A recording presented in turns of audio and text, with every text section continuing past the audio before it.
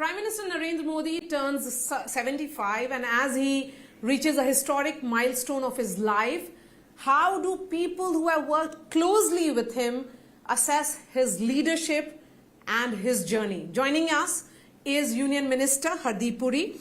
Mr. Puri, as a diplomat and also as a cabinet colleague of Prime Minister Modi, you have worked in different roles, seen him at different stages of his life while you were performing different duties. How has it been? I mean, what makes you think that Prime Minister Modi's leadership is a standout? Maria, it's been a very privileged association as far as I'm concerned. And my interaction with the Honorable Prime Minister go back to an era even before he became Chief Minister of Gujarat. So I've had the privilege of knowing him when I was a civil servant,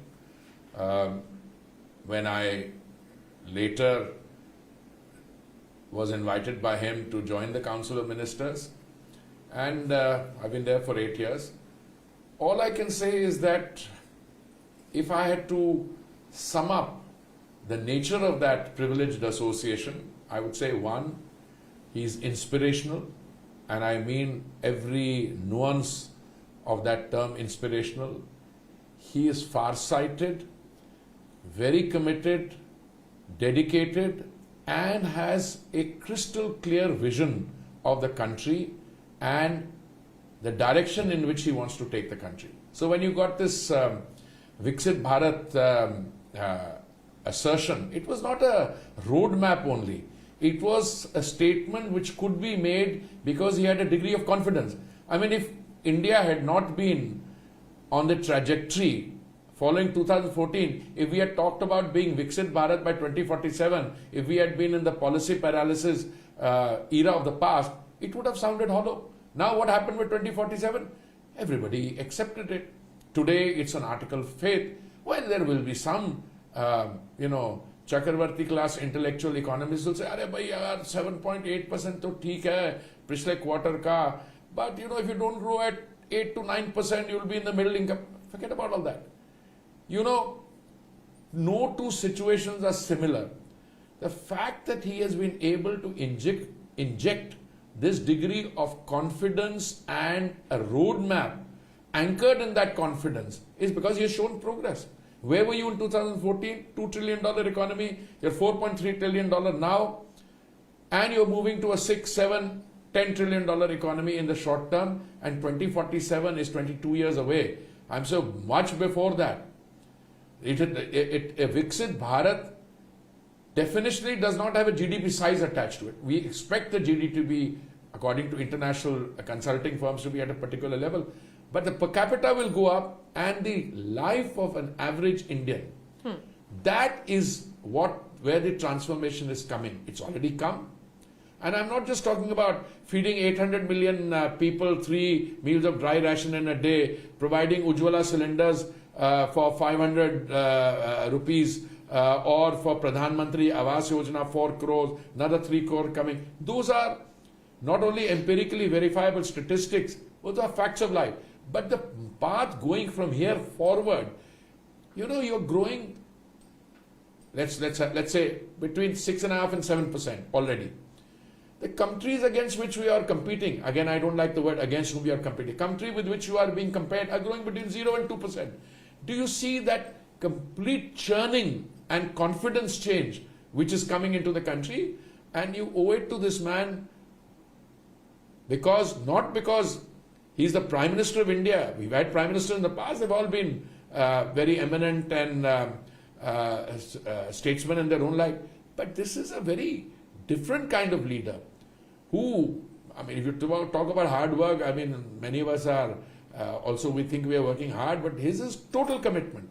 And there are no attachments. Plus, it's not governance.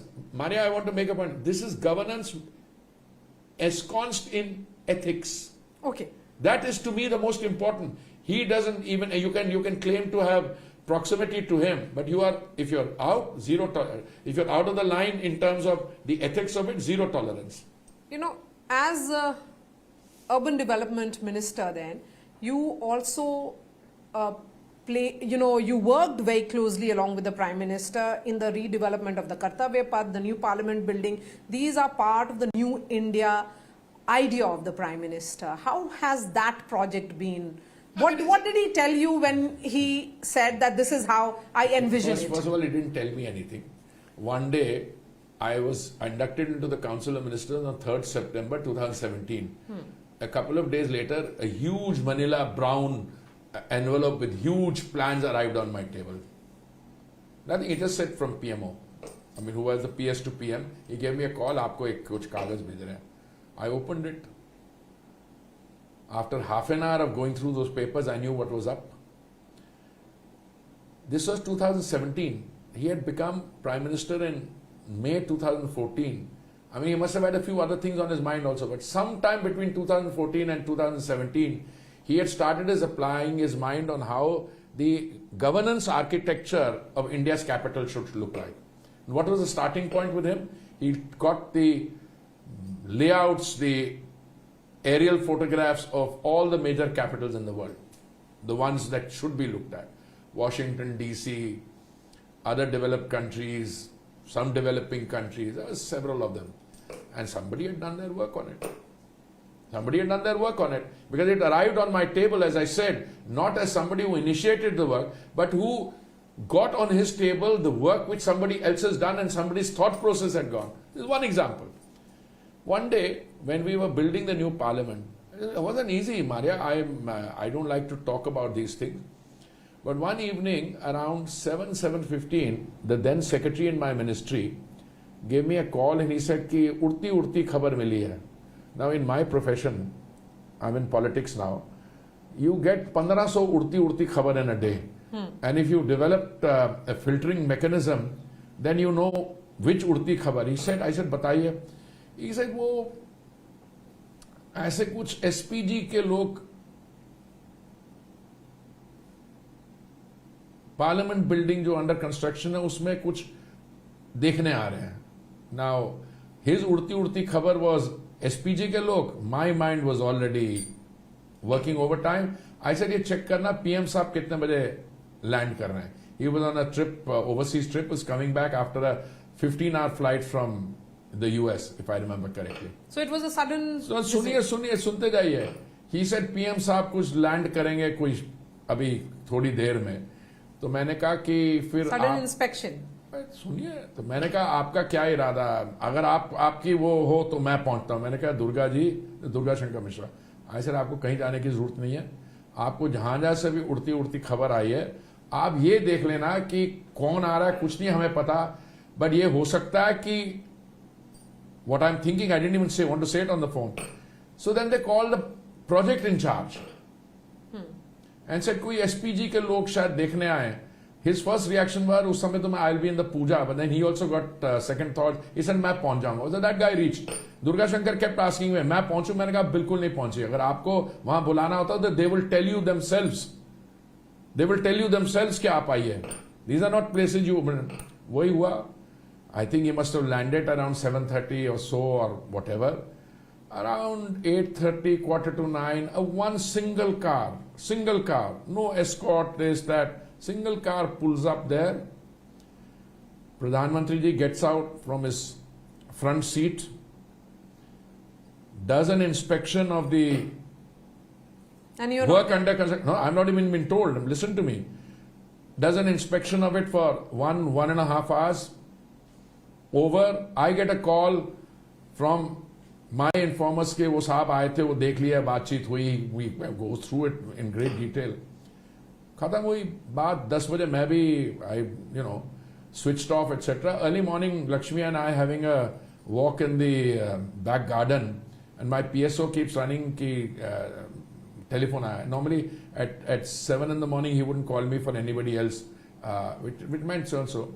So I said, so Lakshmi tells me jokingly कि डांट पड़ने वाली है, कल रात को inspection में कुछ कमी रह गई होगी. So you know what I told her? I said, अगर रात डांट पड़नी होती तो अगर रात को ही पड़ जाती. He's not going to wait till tomorrow to tell you where around. So he came on the phone and he sometimes speaks in code language. He said, oh, some issue he'd asked me to, वो ठीक चल रहा है. So I had to quit because he gives you many instructions. I said, sir, वो बहुत बढ़िया. Then I was able to tell him what telephone हुआ. So Lakshmi said, क्या बोले? मैंने कल रात की तो कोई बात ही नहीं हुई. This is the style of functioning. We have been sending him reports. All right, he will take the reports. But I think somewhere he wanted an independent, and we are learning from that. Very often when I get now feedback on projects that I'm doing, and listen, Kartavya Path, despite all the problems of the contractor, was built on time. Cost overruns we were able to. Parliament, other than the steel and cement costs which are in the contract, which were overrun, again built within the timeline, again within the cost line. Bharat Mandapam, see the transformation which is taking place. But some of the things we are learning also in terms of working time. I get briefed totally. I then decide. I'll have somebody on the spot who nobody else knows, who will also periodically tell me. Like I had somebody when we were building the parliament, I had requested that person who used to have access there. I said, just go around sometimes and send me feedback. One day she sent me a message. She said कि ये थोड़ी सी यहाँ पे गड़बड़ हुई है. So I checked what it was. And she was totally right. What had happened is that on a particular day they had put up some scaffolding or some prayer, and when they were waiting the crane to remove it, it was at a big height. That crane, instead of getting the banner or the scaffolding off, took a little more off. But I got time. Meanwhile, people at it, before the city could wake up or people could realize it was corrected it.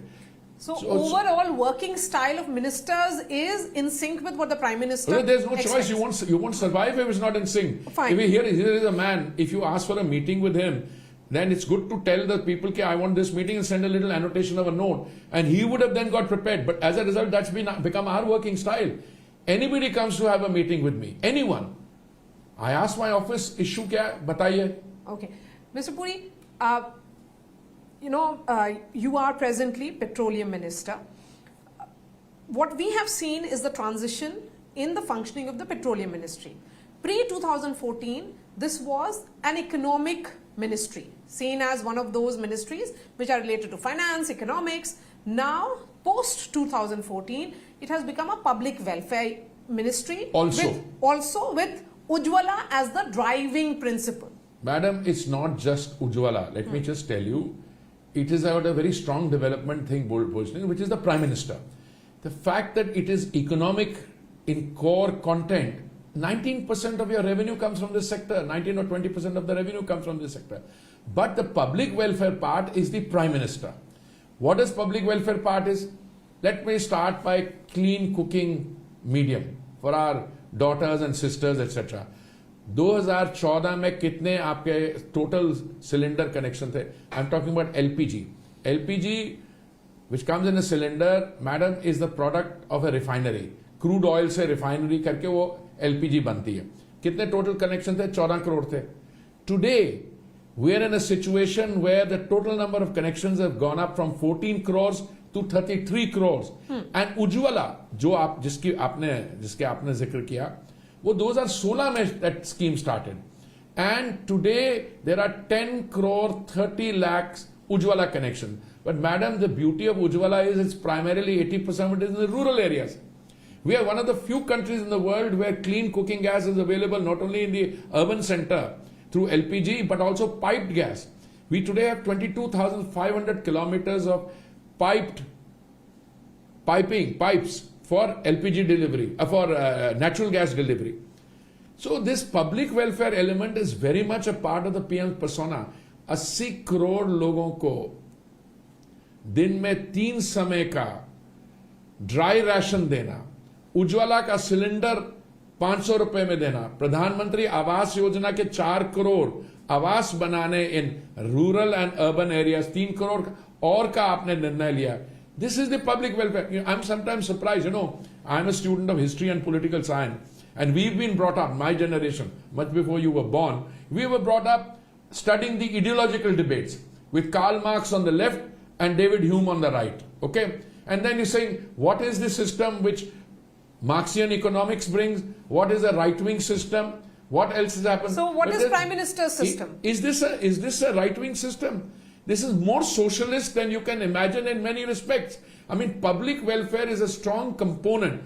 Problem उनको ये होती है जो ये policy paralysis वालों को जिनकी समझ पॉलिटिकल साइंस और हिस्ट्री की और भी कम है, जब हमारी इकोनॉमी बूम कर रही है वो कह रहे हैं डेड इकोनॉमी. अरे भाई वो क्या नाम उनका, मूडीज, 18 वर्ष के बाद they have lifted our rating and today your growth last quarter is 7.8, previous quarter is 7.4, and when I asked my oil companies, मैंने कहा अगला क्वार्टर क्वाइट कॉन्फिडेंस होगा, तो हमारा तो ठीक होगा, बाकी का भी ठीक होगा.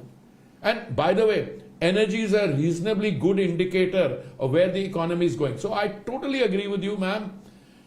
Public welfare dimension, but the ministry is still an economic ministry. If it is producing 19% of the country's revenue, ministry neither, the infrastructure that goes with the ministry. But today, for the Prime Minister, in taking the journey from, it was 2 trillion when he took over, 4 trillion, he's taking it further to Viksit Bharat. Yes, energy is going to play a very important role with a public welfare dimension central to it. All right, Mr. Puri, thank you so much for speaking to us.